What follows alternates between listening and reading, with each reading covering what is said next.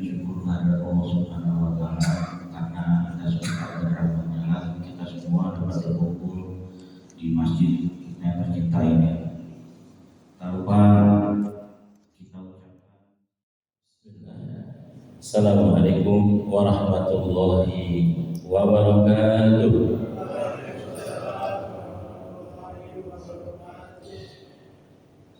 Innal hamdalillah nahmaduhu wa nasta'inuhu wa nastaghfiruh wa na'udzu billahi min shururi anfusina wa min sayyiati a'malina man yahdihillahu fala mudilla lahu wa man yudlil fala hadiya lahu.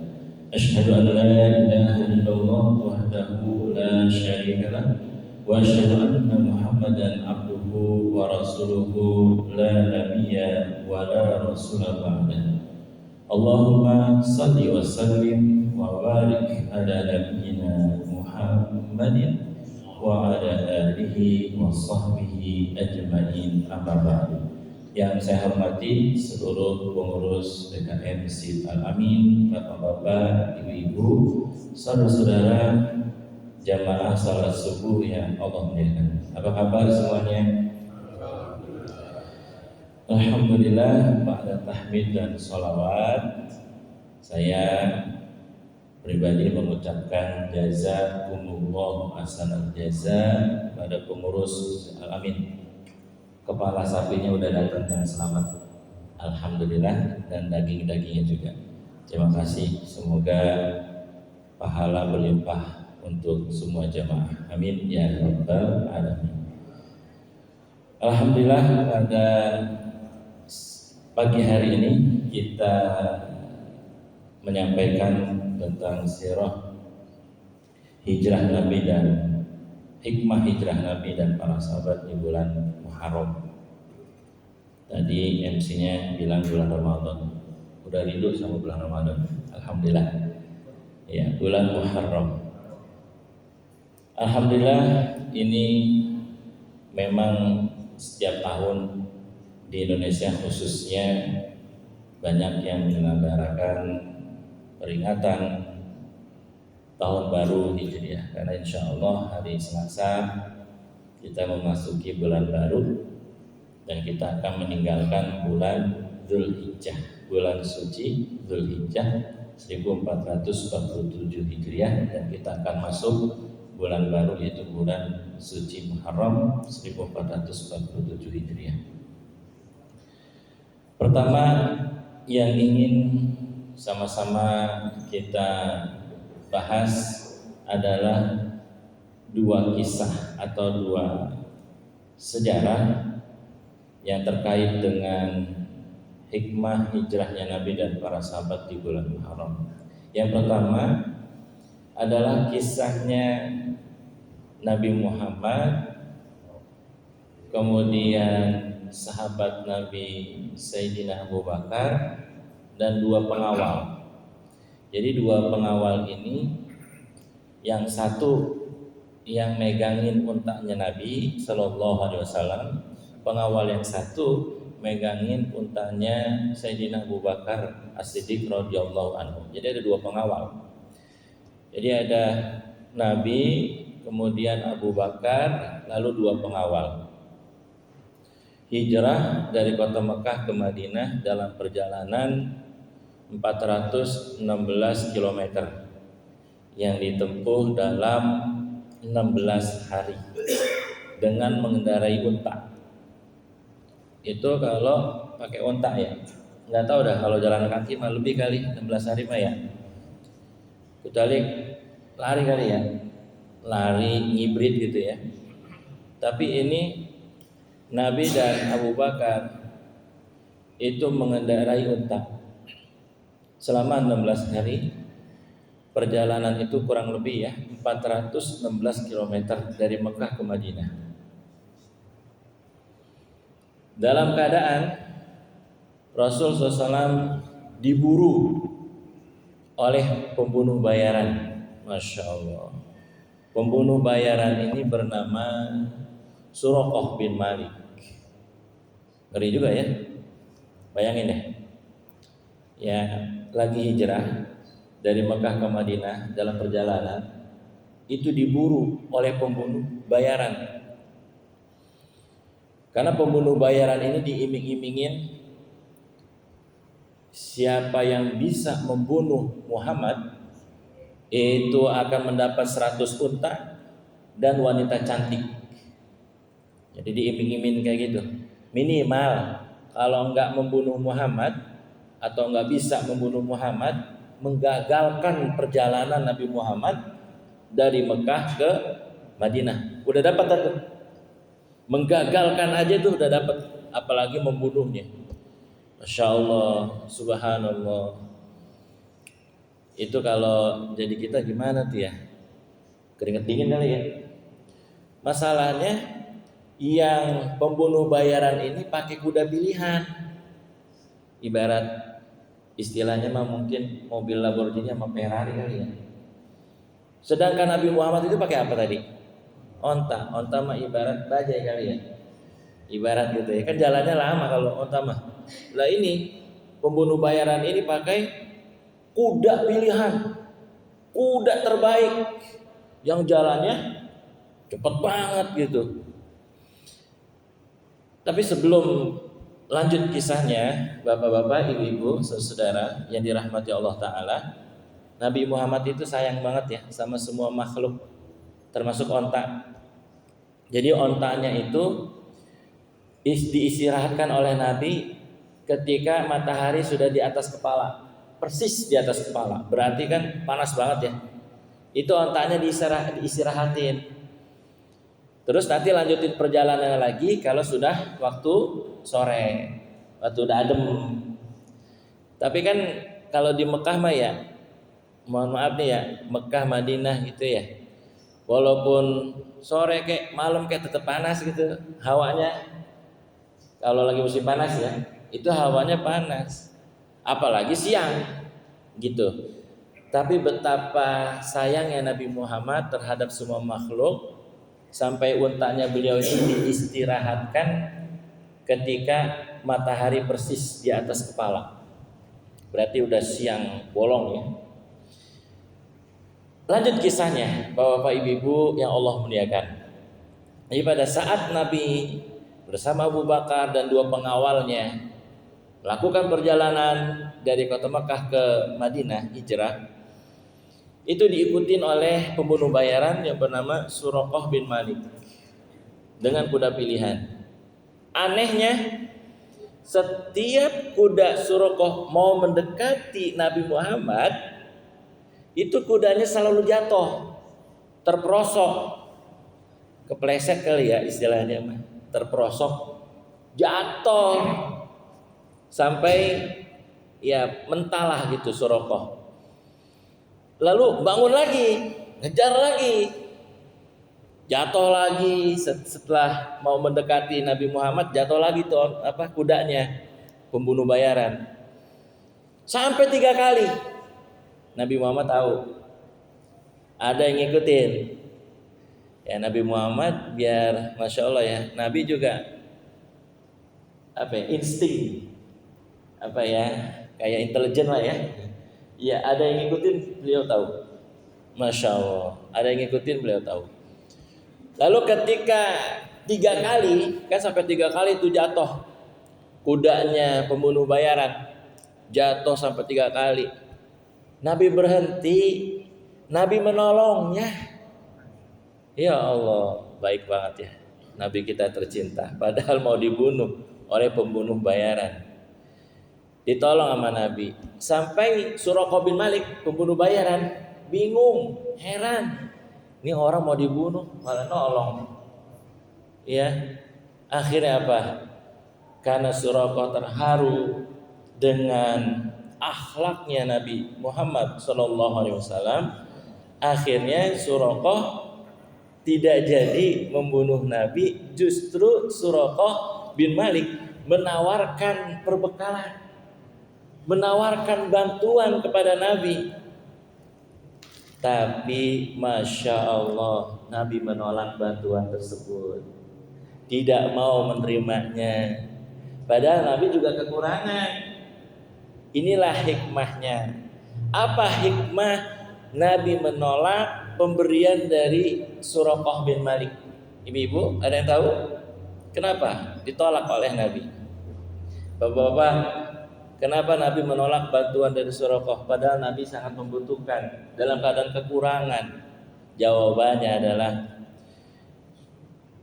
seorang pemimpin, khadim, pelayan tidak mudah menerima pemberian orang lain karena kepemimpinannya.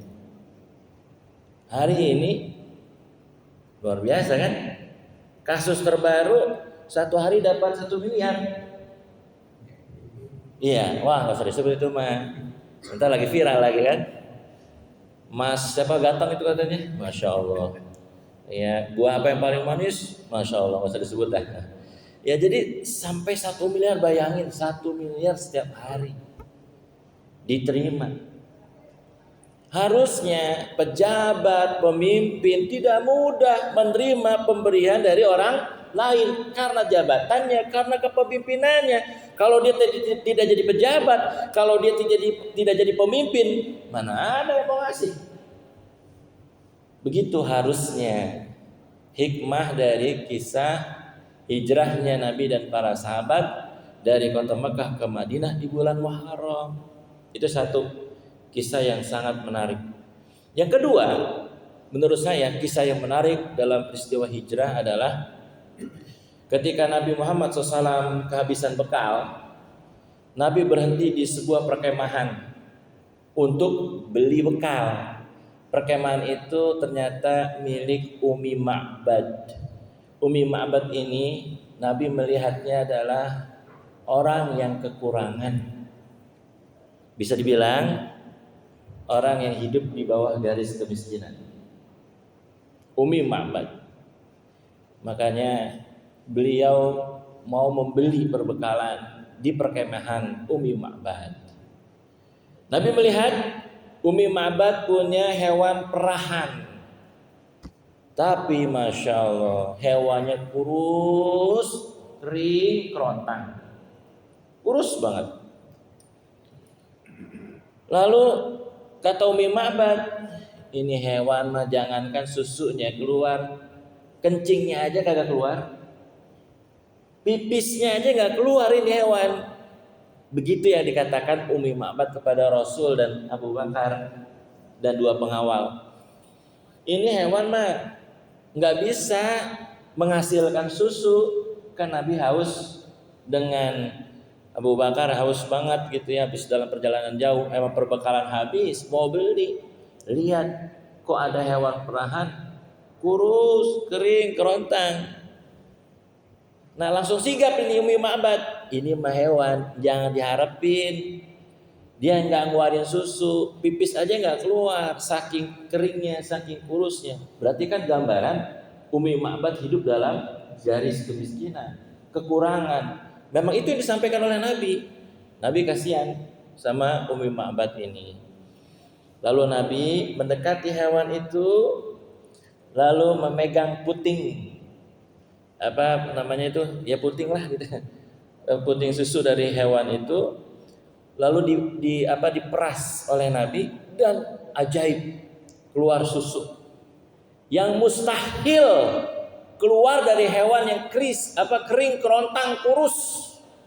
Mustahil itu keluar. Tapi Nabi pegang, Nabi peras dan keluar susu yang Nabi letakkan di gelas. Nabi taruh di gelas. Nabi saring di gelas. Setelah itu dapat susu sampai Umi Ma'bad kaget. Ini nggak mungkin ini. Ini bukan orang sembarangan ini. Masa iya hewan yang udah kering, kurus itu bisa mengeluarkan susu? Nggak mungkin. Ini Umi Ma'bad mah ahli dalam masalah perhewanan gitu. Lah emang kerjaannya begitu, dagangannya begitu. Tapi ternyata tangan dari Nabi Muhammad atas izin dari Allah Subhanahu wa taala, hewan itu mengeluarkan susu yang sangat deras. Masya Allah. Lalu yang uniknya, Bapak Ibu hadirin yang Allah muliakan, Nabi Muhammad pertama menyerahkan susu itu kepada Abu Bakar. Setelah kepada Abu Bakar, menyerahkan susu itu kepada pengawal, 2 pengawal. Baru Nabi minum belakangan. Sampai Umi Ma'bad bingung, kenapa Anda yang bukan duluan gitu? Harusnya kan Anda yang duluan. Anda yang duluan, kok Anda belakangan? Jadi setelah Abu Bakar dan 2 pengawal udah selesai dahaganya ya, udah nggak haus lagi, baru Nabi meminum susu tersebut. Apa hikmahnya Bapak Ibu? Nabi ketika disampaikan begitu oleh Umi Ma'bad, kenapa engkau nggak duluan minumnya, malah belakangan? Nabi menjawab, khadimul umami akhiruhum syurban. Pelayan umat itu minumnya belakangan. Apa hikmahnya dalam konteks kekinian? Pemimpin itu harus mementingkan rakyatnya terlebih dahulu, baru pemimpinnya. Jangan dibalik, pemimpin duluan baru rakyatnya. Seperti Rasul dong. Rasul itu sampai bersabda demikian, khadimul umami akhiruhum syurban. Pelayan umat itu, pemimpin umat itu minumnya belakangan. Begitu, pemimpin harus mementingkan rakyatnya terlebih dahulu. Makanya saya lebih condong, lebih cenderung itu untuk mengatasi kekurangan APBN, kekurangan kebutuhan negara, jangan dikit-dikit pajak ditaikin. Kalau enggak pajak ditaikin apaan? BBM ditaikin. Kenapa? Solusinya enggak memotong gaji para pejabat, para pemimpin, dipotong gajinya. Kalau benar-benar tulus, ikhlas mengurus rakyat, mengurus negara, harus rela gajinya dipotong. Gaji pokok kayak gaji apa dah yang gede-gede tuh. Kan yang kalau gaji apa yang paling kecil kan banyak gajinya tuh, tunjangan, fasilitas. Ya dipotong lah. 50% kek, 60% kek. Saya yakin pejabat-pejabat di Indonesia pada kaya raya. Masa iya nggak mau gajinya dipotong? Malah yang ditaikin adalah BBM. Tahu nggak hadirin? Yang diserang itu adalah masyarakat menengah, yang tidak dapat bansos, yang tidak dapat bantuan. Yang ditembak itu adalah masyarakat yang menengah, yang tidak dapat bantuan sama sekali, modal sendiri, nggak dapat bantuan, tapi ditembak terus. Begitu hadirin. Kasihan yang rakyat menengah, yang rakyat atas mah enak gitu ya. Yang kasihan itu rakyat menengah. Kalau rakyat bawah masih adalah bantuan-bantuan, tapi kalau rakyat menengah nggak ada bantuan, nggak ada jaminan bantuan. Ya, nah ini yang terjadi hadirin. Tapi kalau kita lihat Nabi dalam kepemimpinannya itu selalu mementingkan rakyatnya terlebih dahulu. Yang penting rakyatnya itu sejahtera. Saya itu suka sedih dan menangis kadang-kadang. Pejabat kita itu kalau jadi pejabat tuh girang banget, bangga banget. Wah pokoknya mah bangga dah, katanya untung dapat jabatan. Sampai begitu bilangnya. Ya, jadi dapat jabatan di negeri ini itu bangganya luar biasa. Padahal harusnya menangis ketika dapat jabatan, bukan jadi kebangga-banggaan. Mungkin dia kira kalau jadi pejabat jadi dihormatin, diluluin lah gitu. Kalau dia lewat, kalau dia jalan, mungkin disambut. Ya, tapi kalau nggak jadi pejabat kan nggak disambut, mungkin begitu barangkali. Ya sayang sekali ya. Harusnya jangan bangga jadi pejabat. Kalaupun jadi pejabat terendah hati, nggak sombong dan nggak mengharap penghormatan dari orang. Ya itu bagus ya. Pejabat yang sederhana. Ya kadang-kadang sedih gitu ya. Ingin rakyatnya sederhana, tapi pemimpinnya hidup mewah. Makanan-makanan di restoran mewah, Bahkan ada yang ulang tahunnya itu di hotel mahal. Mahal banget hotelnya itu di Paris, di Prancis. Pada rakyatnya susah. Kalau kita pribadi ya, ketika rakyatnya susah, tentu kita pejabat nih umpama nggak enakan gitu. Mau makan di tempat yang mewah, nginep di hotel yang mahal. Berapa tuh katanya? Sehari berapa tuh nginep di hotel itu yang di Paris itu yang mahal itu? Katanya sampai ratusan juta apa katanya. Oh mahal banget ah, satu malam. Itu hotel kayak gitu rasanya gimana Pak? Bu, ada yang pernah ngerasain itu? Hotel semalam ratusan juta? Belum pernah ngerasain ya? Sama saya juga. Saya kalau dapat mah saya kagak nginep dah. Mendingan yang lain. Sayang nginep cuman semalam ratusan juta. Oke, ya jadi contohlah Nabi Muhammad SAW. Ketika Nabi Muhammad mencontohkan sederhana, beliau memang orangnya sederhana gitu ya. Jadi mudah diikuti oleh umat dan mudah diikuti oleh rakyatnya. Jamaah salat subuh Masjid Al-Amin yang Allah muliakan. Hikmah yang pertama dari hijrahnya Nabi Muhammad dan para sahabat dari kota Mekah ke Madinah di bulan Muharram adalah perjalanan keimanan. Nah ini penting Bapak Ibu. Perjalanan keimanan itu sangat penting.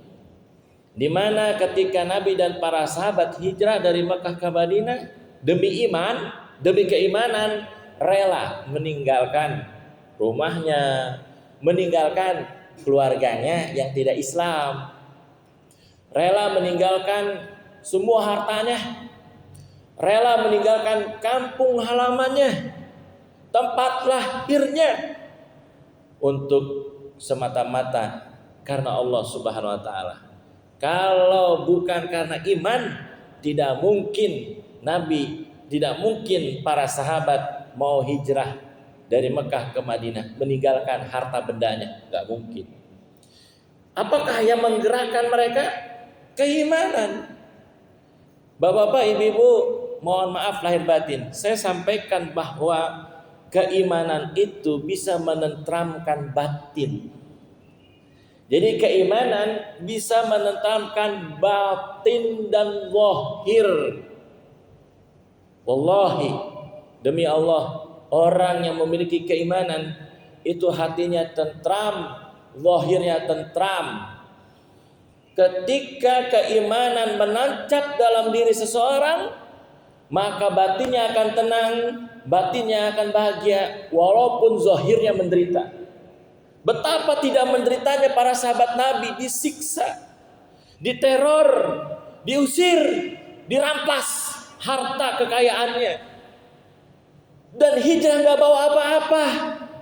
Muhajirin itu jadi jatuh miskin, gak punya apa-apa mereka, tapi mereka memiliki keimanan yang kuat, yang menghujam sampai ke hati dan jiwa mereka. Mereka sanggup meninggalkan itu semua. Zahirnya menderita, tapi batinnya bahagia, sehingga nampak dari wajah-wajah mereka adalah wajah yang seolah-olah tidak pernah menderita. Masya Allah, inilah perjalanan keimanan yang dialami oleh Nabi dan para sahabat. Batin mereka luar biasa karena keimanan. Saya yakin kalau bukan karena keimanan, nggak ada yang mau hijrah, capek, nggak ada tempat berteduh di sana. Ada siapa di sana? Keluarga nggak ada, kerabat nggak ada. Kalau bukan karena keimanan, tidak akan mampu mereka untuk hijrah dari Mekah ke Madinah. Inilah imannya para sahabat Nabi radhiyallahu anhum ajmain, yang sungguh luar biasa.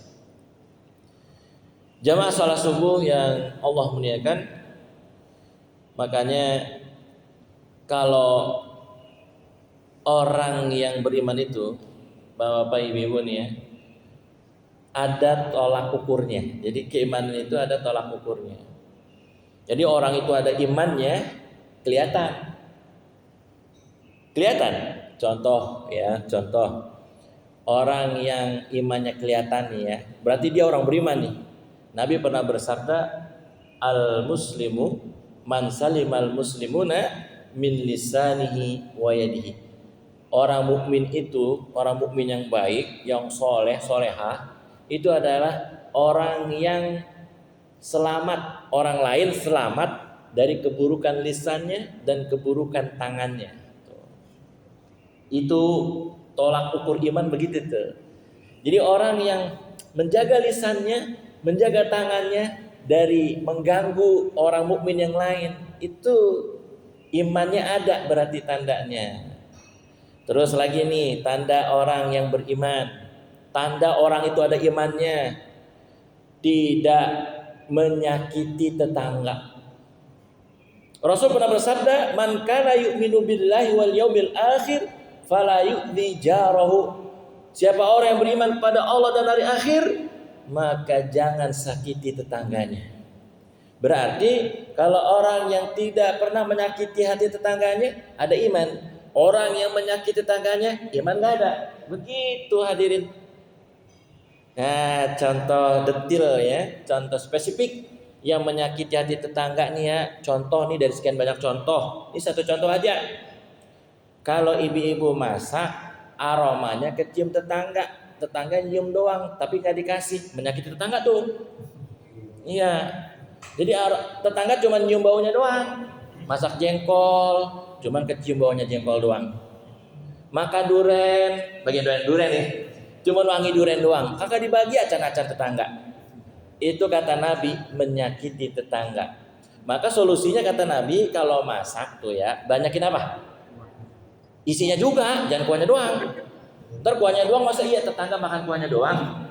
Iya pakai nasi sama kuahnya doang. Ya jadi itu mah Nabi bahasanya sih sebenarnya bahasa yang halus ya. Maksudnya sih kuah dan isinya gitu, satu paket. Ya jangan terlak banget. Masya Allah kuahnya doang, tetangga nih apaan isinya nih? Ini air doang ini. Nah lebih parah lagi orang zaman sekarang. Ya jangankan jangankan dibagi, kecium aromanya juga kagak kecium. Apa? Habis masak diposting di WA. Guys masak hari ini guys. Ya Allah itu mah kalau ngeliatin doang, nggak kecium kan ya? Ada nggak yang kalau lihat makanan orang dipoto, diposting di story WA, terus kecium aromanya? No, enggak. Jadi bayangin hadirin, tetangga yang kecium baunya aja, terus nggak dibagi, kata Nabi ya bukan kata saya, itu menyakiti tetangga. Ya mohon maaf ya. Tapi kalau udah dibagi sama tetangga mah aman, ya 1, 2, 3 mah gitu ya. Ini mah ceritanya dia masak nggak bagi-bagi sama sekali tetangga ataupun nggak dibagi, gitu ya. Cuma dipoto doang, diposting cekrek gitu ya. Nah itu hadirin Allah muliakan. Kalau saya ya tanpa pengecualian, ini makan saya habis kuliah subuh di Masjid Al Amin. Biasanya saya foto, saya upload. Soalnya netizen itu kangen sama uploadan makanan kuliner dari Masjid Al Amin. Ya Pak Ustadz kok nggak posting lagi sih makanan di Masjid Al Amin, begitu katanya. Saya nggak posting, ditanyain Bu katanya. Soalnya masakan Masjid Al Amin tuh menggiurkan, menggugah selera katanya. Ya begitu, ya saya mah niatnya mah biar supaya pada datang ya ke masjid gitu ya. Maksudnya ya alhamdulillah jadi banyak didoain tuh yang masak ya kan. Banyak doain. Ya kan bukan saya yang masak ini mah, ya kan? Kecuali kalau saya yang masak saya nggak berani dah. Ini karena ya saya bilang bahwa ini menu kuliah subuh Masjid Al Amin, ya komplek Pondok Semajaya Permai. Wah udah apa? Mantep Ustaz, jos kotos gandos katanya gitu ya. Emang bener, yang nyobain aja enak, apalagi yang lihat. Yang ngeliatin doang enak gitu. Yang udah makan juga enak sih saya bilang. Saya bilang kalau Masjid Al Amin kalau masak mah istimewa pokoknya mah. Kalau ngasih sarapan ya kuliah subuh itu super duper, nggak nanggung pokoknya istimewa spesial. Alhamdulillah. Mudah-mudahan ya pahala berlimpah kepada yang masak semua ya.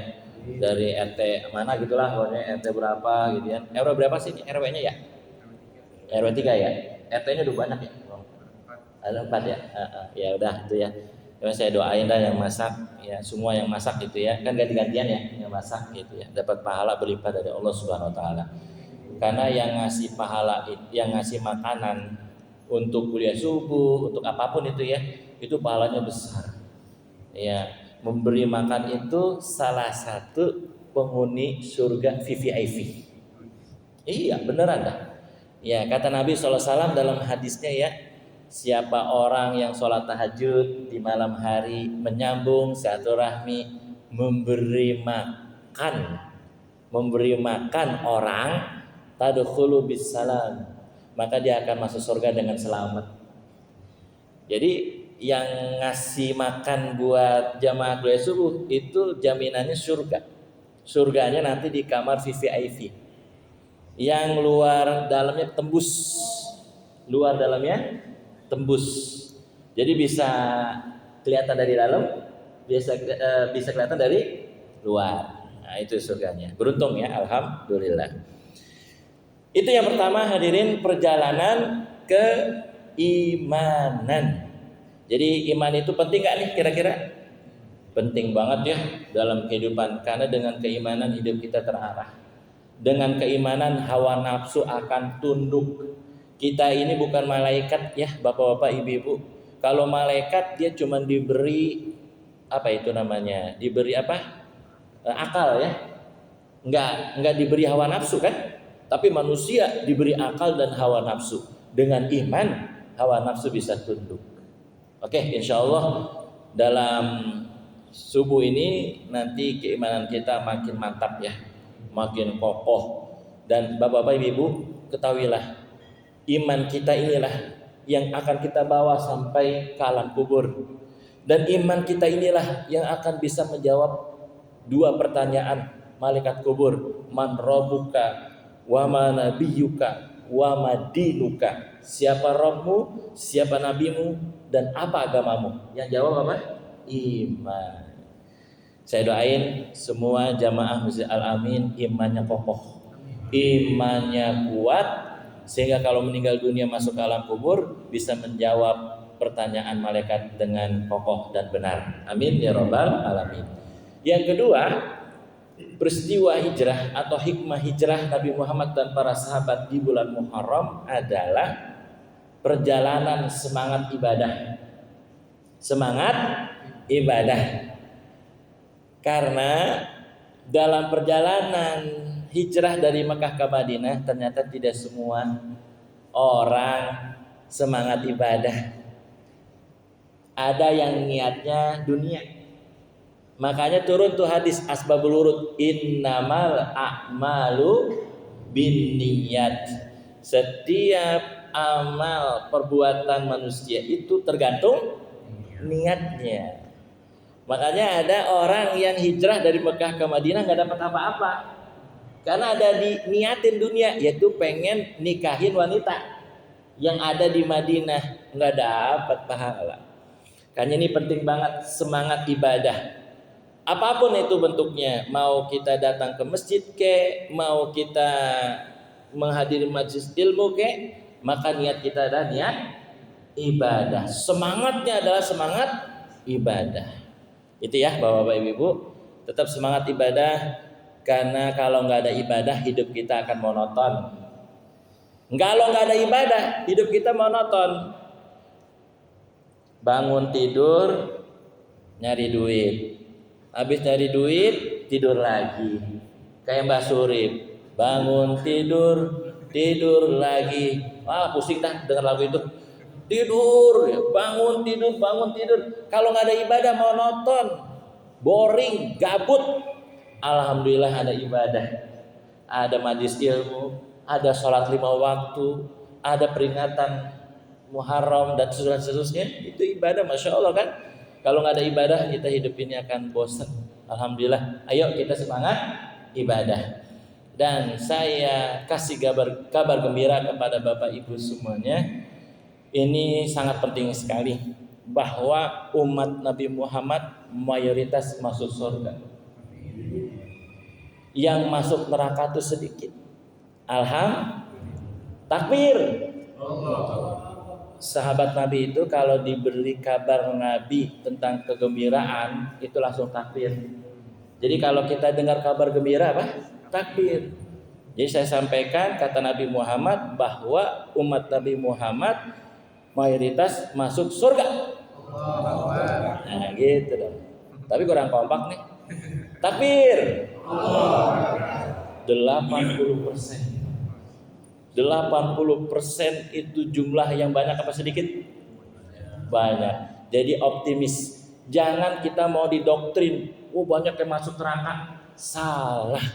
Justru banyak yang masuk. Itu belum lagi nanti yang masuk surganya tanpa hisab. Oh, lebih banyak lagi tuh. Nah, jadi kita jadi semangat ibadah karena Nabi memberi kabar bahwa umatnya itu kebanyakan masuk surga. Jadi kalau ada yang bilang umat Nabi Muhammad atau banyak orang yang masuk neraka, itu salah. Yang benar, yang banyak masuk surga 80%, bayangin. Luar biasa kan? Bahasa hadis sih 80 soft gitu. Bahasanya hadis. Iya. Kalau yang masuk surga tanpa hisab itu ada sejumlah 4.900.000. 4.900.000. Itu jumlah yang banyak.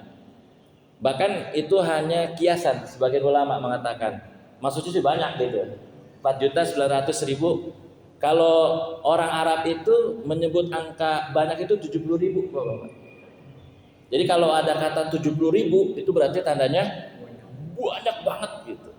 Dah begitu intinya, umat Nabi Muhammad itu lebih banyak yang masuk surga daripada masuk neraka. Itu kabar gembira. Yang terakhir, yang ketiga, jamaah sholat subuh Masjid Al-Amin yang Allah muliakan. Ini yang terakhir nih hikmahnya. Perjalanan ukhuwah Islamiyah. Perjalanan hijrah dari kota Mekah ke Madinah tidak luput dari perjalanan persaudaraan Islam. Bapak-bapak, ibu-ibu, dengan semangat saya sampaikan bahwa ikatan saudara seiman, saudara seagama lebih kuat daripada ikatan keluarga, senasab, lebih kuat. Mengapa demikian? Allah berfirman dan Nabi bersabda. Allah berfirman, innamal mu'minuna ikhwah. Sesungguhnya sesama mukmin itu bersaudara. Nabi bersabda, la yu'minu ahadukum. Tidak beriman salah seorang di antara kalian sebelum kalian mencintai saudara seiman sebagaimana kalian mencintai diri sendiri. Bayangin itu. Maka di dalam ukhuwah Islamiyah itu memiliki rukun. Masya Allah. Rukun persaudaraan itu luar biasa. Ibu-ibu tahu, bapak-bapak tahu rukun apa? Rukun itu kan pondasi. Rukun itu adalah tiang. Tiang rukun itu. Kalau enggak dikerjain rukunnya jadi batal. Jadi tidak sah. Contoh, rukun haji itu adalah wukuf di Arafah. Dari habis johor sampai maghrib. Dia datangnya habis isya. Berarti hajinya tidak sah dan harus diulang tahun depan. Makanya walaupun orang gak bisa jalan, gendong. Walaupun orang gak bisa jalan, pakai kursi roda untuk bisa wukuf di Arafah. Yang waktunya dari ba'da zuhur sampai maghrib. Udah selesai. Nah, berarti kan rukun penting. Islam juga ada rukunnya, ada 5. Iman juga ada rukunnya, ada 6. Ukhuwah juga ada rukunnya, ada 6 rukun ukhuwah. Mudah-mudahan bisa kita amalin. Yang sekarang jarang. Lah kita kan mau hikmahnya hijrah Nabi dan para sahabat dari Mekah ke Madinah. Jangan lupain rukun ukhuwah. Yang hari ini rukun ukhuwah luntur, hancur. Yang pertama, rukun ukhuwah itu bernama syarhus sadri, lapang dada. Yang namanya ukhuwah itu pasti ya ada surutnya. Kadang lagi baik-baik, kadang lagi enggak gitu ya. Betul enggak sih? Enggak ada tuh dalam persaudaraan itu adem-adem aja. Pasti nanti ada konflik, ada masalah. Betul? Maka rukunnya harus ditegakkan, yaitu lapang dada. Nah makanya kan ada ahli surga, kata Nabi itu sebentar lagi masuk ahli surga tuh dari pintu itu tuh. Sahabat bingung tuh siapa ya? Bukan Abu Bakar, bukan Umar, bukan Utsman, bukan Ali. Sahabat yang dikenal. Sahabat ini mah ya kebiasaannya nih bapak-bapak ibu-ibu ahli surga nih kebiasaannya apa? Kalau sholat berjamaah datangnya belakangan, ya kan? Terus pulangnya duluan. Dikit sebentar langsung kabur gitu. Ada nggak orang kayak gitu kira-kira? Banyak banget ya, masya Allah. Jadi nggak pakai ngomong-ngomong lah. Ya datang pulang gitu. Nabi nyebut ahli surga. Ada sahabat tapi yang kepo, namanya Abdullah bin Amr bin As. Saya nginep di rumahnya 3 malam. Assalamualaikum, paman, izin. Mau nginep 3 malam boleh nggak? Saya ada masalah sama keluarga, padahal pura-pura. Pengen nginep doang. 3 malam. Malam pertama diliatin, ya kagak ada yang istimewa ini mah. Malam kedua nggak ada. Malam ketiga nggak ada. Tahajud mah kagak, bangunnya pas subuh. Kata Abdullah bin Amr, masih mending saya ini. Ada tahajudnya. Lah dia nggak ada. Bangunnya pas subuh. Bagus kan daripada kesiangan. Bangunnya pas subuh, ada subuh bangun. Nggak tahajud. Terus akhirnya penasaran, paman, saya sebenarnya nggak ada masalah sama keluarga saya. Cuman saya mah pura-pura doang. Cuman mau kepo aja nih, penasaran. Nabi menyebut paman 3 kali ahli surga. Rahasianya apa sih? Terus kata si paman, loh nggak tahu, kok tanya saya. Loh kok kayak mirip siapa ya? Kayak mirip siapa itu ya? Terus kata pamannya, oh mungkin gini, saya sih nggak ada keistimewaan apa-apa, tapi mungkin barangkali sebelum saya tidur, saya itu memaafkan orang-orang yang salah sama saya. Saya maafin, saya lapang dada biar saya tidurnya nyenyak, nggak ada simpan benci, nggak ada simpan kesel, nggak ada simpan sebel, saya maafin semua orang. Terus kata Abdullah bin Amr bin As, ini amalan yang susah ini. Enggak semua orang bisa paman. Ini dia amalannya. Oh pamannya baru tahu. Oh iya. Ya emang semua orang kan susah kalau begitu tuh. Sebelum tidur maafin orang. Susah banget itu kan. Ya percaya deh bapak. Mendingan maafin lah. Jangan nyimpan benci. Jangan nyimpan marah. Jangan nyimpan kesel. Jangan. Ntar yang rugi diri kita. Yang enak yang kita keselin. Tidur nyenyak. Lah diri kita tidur gak nyenyak. Coba yang nyimpan benci. Nyimpan apa itu kesel. Janganlah. Ya ayo kalau mau masuk surga dan tegak rukun ukhuwah, tegakin. Namanya apa tadi pertama? Lapang.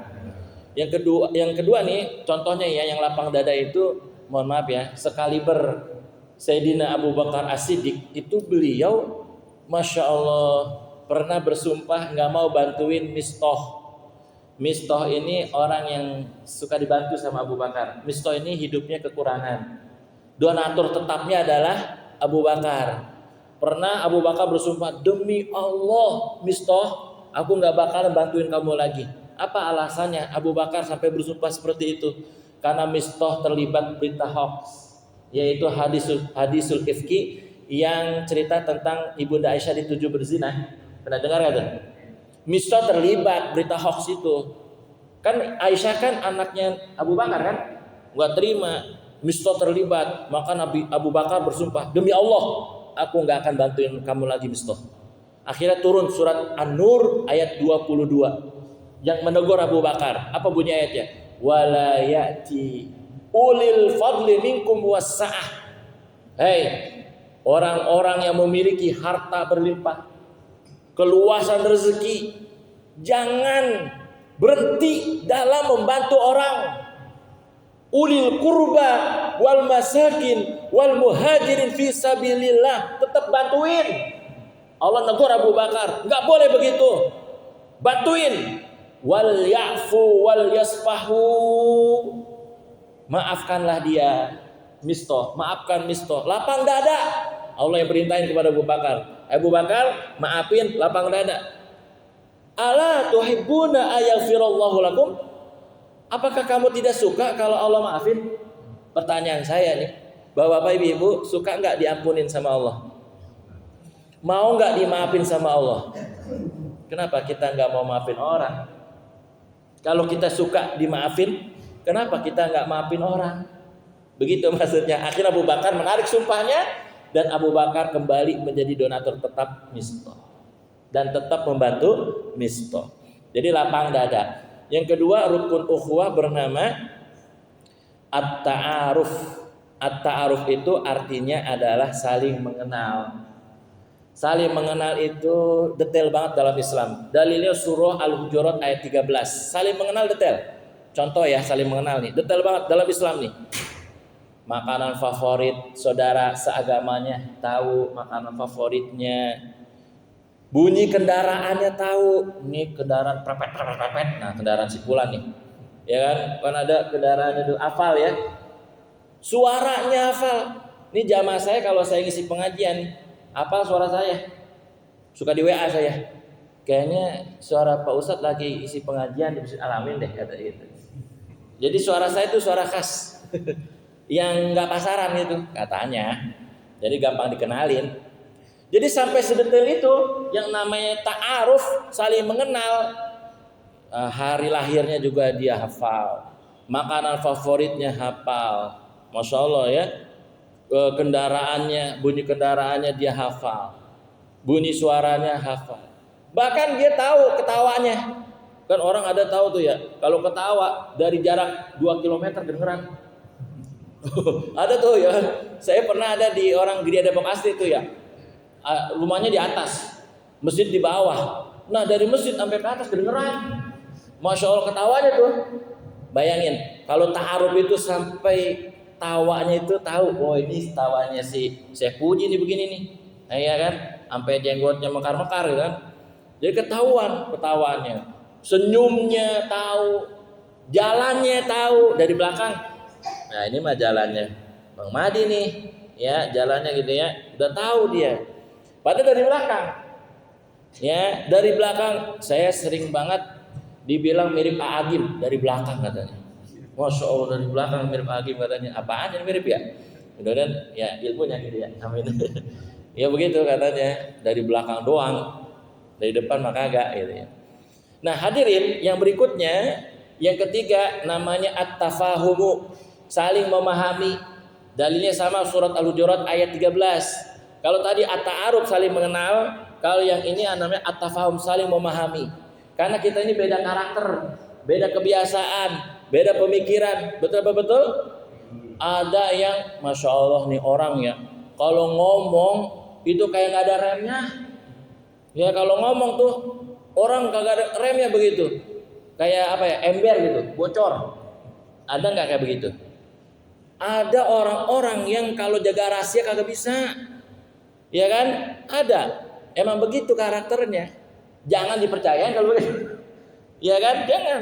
Ya, tapi kita pahami, kita maklumi itu karakter dia. Ada orang yang kalau ngobrol dia mulu yang ngomong. Kita mah dengerin doang sampai capek. Ada nggak? Ada teman saya dari SMP itu teman sampai sekarang udah nikah punya anak. Kalau ngomong dia mulu, saya mah cuma dengerin aja. Begitu ada orang ya tuh kalau nggak diajak ngobrol nggak ngobrol. Ada nggak? Jaim, oh jaim lah pokoknya, jaga iman itu pokoknya mah ya. Pokoknya kalau nggak diajak ngobrol mah diem aja dia. Ada nggak kayak gitu? Ada. Kita pahamin itu. Itulah saudara kita. Kita pahami, kita ngertiin, baru harmoni kayak begitu mah. Jadi kita nggak baperan. Kalau kita nggak memahami karakter apa? Saudara seiman kita mudah baperan. Kan ada orang ya kalau ngasih nasihat tok gitu ya. Ini nggak boleh, ini nggak boleh, ini nggak boleh. Ada nggak begitu tuh? Ada juga yang lembut banget ya kan? Ntar aja, cari waktu yang tepat. Ya kan? Ada yang kayak begitu. Itulah karakter saudara kita. Ayo at-tafahumu, yaitu saling memahami.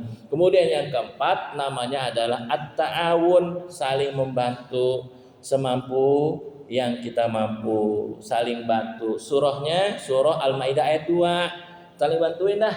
Ya, ada yang kekurangan ada yang bantuin semampu yang kita mampu ya. Kemudian yang kelima at-takafulu, yaitu saling menanggung. Wah, berat ini. Saling menanggung. Dalilnya hadis Nabi, orang mukmin itu diperumpamakan, orang mukmin nih diperumpamakan seperti anggota tubuh yang sakit satu.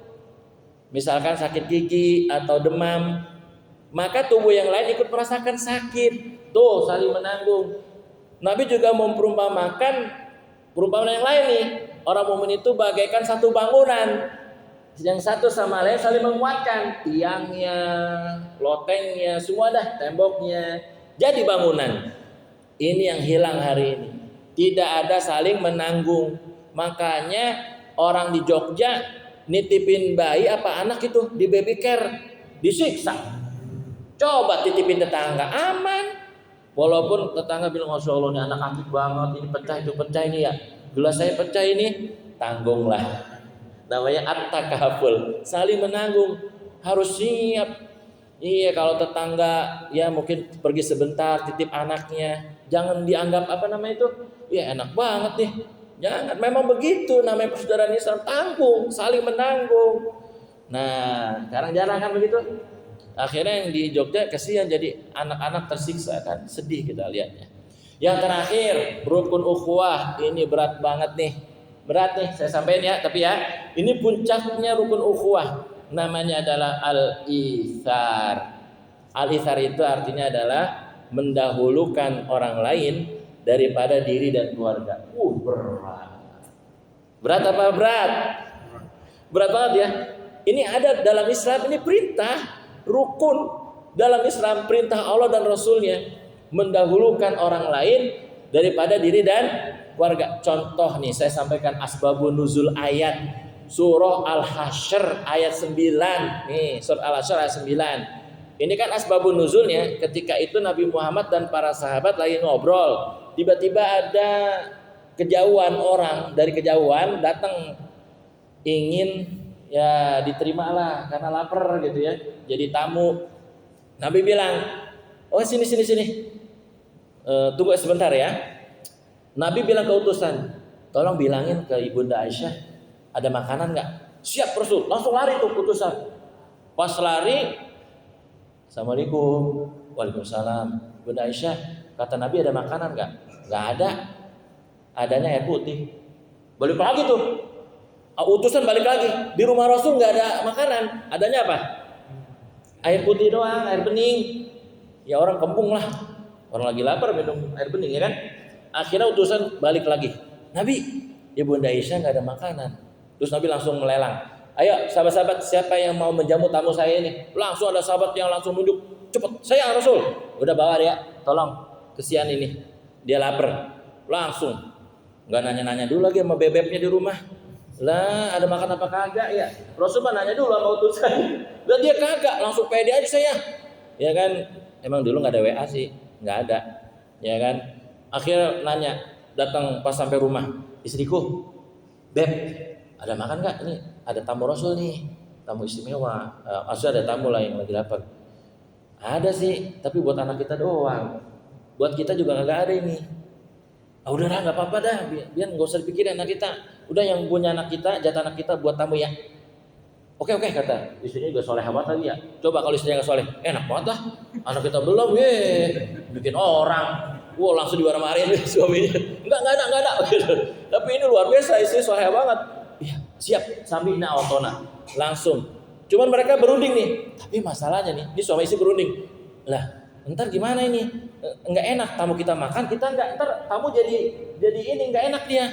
Udah, matiin aja dah lampunya. Kita pura-pura makan, padahal piringnya kosong. Cuman bunyi apa? Sendok sama piring petang ya kan? Padahal enggak makan, enggak ada isinya. Digelapin bener lampunya. Ini suami istri makan piring kosong. Tapi enggak dimakan piring kagak. Cuman pura-pura doang. Seolah-olah tamu lagi makan bareng kan? Ternyata enggak ada. Pas lampunya udah kenyang nih, tamunya udah habis, lampu dinyalain. Tamunya kenyang, sahibul bait lapar banget. Nah iya. Terus akhirnya turun surat Al-Hasyr ayat 9 memuji orang ini. Apa bunyinya? Wa yu'thiruna ala anfusihim walau kana bihim khasasah. Allah memuji dia nih. Mereka sahabat Nabi itu lebih mendahulukan orang lain daripada diri dan keluarga walaupun dalam keadaan susah. Pertanyaannya itu sahabat dalam keadaan susah apa senang? Susah, orang buat anaknya aja nggak jadi dimakan, malah buat orang lain. Itu namanya al-itsar yang hari ini tergerus. Orang mentingin ya diri dan keluarga kan. Orang lain mah siapa dia? Makanya saya sampaikan tadi, Islam menyampaikan bahwa ikatan persaudaraan lebih kuat dari ikatan persaudaraan seiman, seagama lebih kuat daripada ikatan sedarah atau senasab. Satu lagi contoh, bahwa rukun ukhuwah yang keenam ini paling puncaknya, paling susah adalah taruhnya nyawa. Nggak percaya nih? Ini riwayatnya sahih. Jadi di zaman Nabi ini terakhir jemaah. Di zaman Nabi itu ada prajurit yang bertugas untuk menyisir apa itu? Kalau ada prajurit yang ketinggalan atau yang lagi sakit atau ada harta ghanimah yang kelewat gitu, ini prajurit ini yang akan bertugas. Jadi yang lain udah pulang, ini belum, untuk melihat ada nggak yang ketinggalan gitu. Ternyata alhamdulillahnya dia lagi bawa inian tumbler. Iya, buat isinya air minum kan. Ada yang kehausan, haus. Waduh, ada yang ketinggalan nih. Langsung dideketin, ayo. Langsung pas mau minum, ternyata yang di belakangnya dia bilang, haus. Terus kata orang ini, silakan saudara saya lebih membutuhkan. Padahal nggak ada hubungan saudara loh. Seiman, saudara saya silakan yang lebih membutuhkan. Padahal dia haus banget. Oke, siap. Langsung dikejar yang orang kedua. Pas mau diminumin, ternyata ada lagi suara yang ketiga nih. Haus. Jangan saya. Serahkan. Minumkan buat saudara saya yang lebih membutuhkan daripada saya. Langsung lari. Ternyata pas sampai orang ketiga meninggal. Nah, karena udah meninggal nih, langsung datang ke orang yang kedua. Udah meninggal juga.